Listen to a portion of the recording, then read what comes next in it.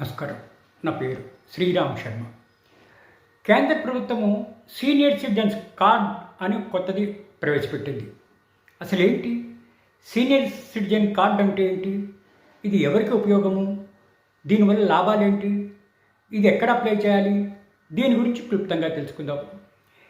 వివిధ కార్యాలయాల్లో senior citizens కోసం ప్రభుత్వం అనేక పథకాలు, సంక్షేమ పథకాలు ప్రవేశపెట్టింది. దీన్ని సీనియర్ సిటిజన్ కార్డు అని అంటారు. ఎలా పొందాలి? ఏ డాక్యుమెంట్లు అవసరం? ఇది ఎక్కడ ఎలా అప్లై చేయాలి తెలుసుకుందాం.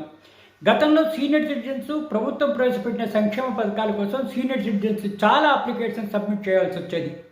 కానీ ఇప్పుడు అట్లా కాదు. కేవలం ఈ సీనియర్ సిటిజన్స్ కార్డు ఒక్కటే ఉంటే చాలు. ప్రభుత్వం ప్రవేశపెట్టిన అన్ని సంక్షేమ పథకాలు అప్లై చేసుకోవచ్చు, పొందొచ్చు కూడాను. ఇప్పుడు సంక్షేమ పథకాలు పొందాలంటే ఈ కార్డు ఒక్కటే చాలు.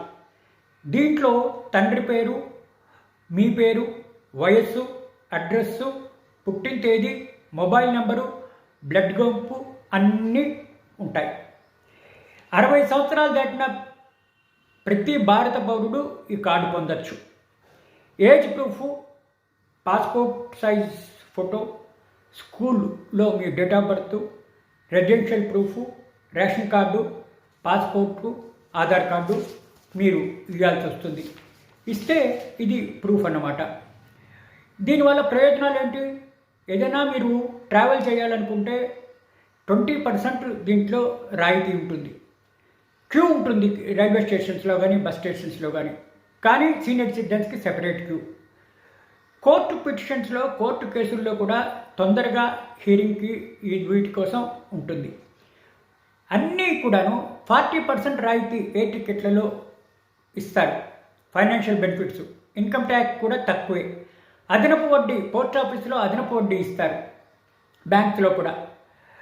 మీ బ్యాంకింగ్ ఏదైనా ఉంటే సీనియర్ సిటిజన్స్కి ఆ బ్యాంక్ స్టాఫ్ ఇంటికి వచ్చి అన్ని సర్వీసెస్ అందజేస్తుంది. హెల్త్ బెనిఫిట్స్ కూడా ఉన్నాయి, రాయితీలు ఉన్నాయి. హైకోర్టులో కూడా ఈ కేసులు, సీనియర్ సిటిజన్స్ కేసులు తొందరగా వింటారు, తొందరగా డిస్పోజల్ చేస్తారు. ఫోన్ ఛార్జీలు కూడా చాలా తక్కువ, నెలసరి 25% తక్కువ ఉంటుంది. పాస్పోర్టు సీనియర్ సిటిజన్స్ అప్లై చేస్తే వెంటనే ఇస్తారు.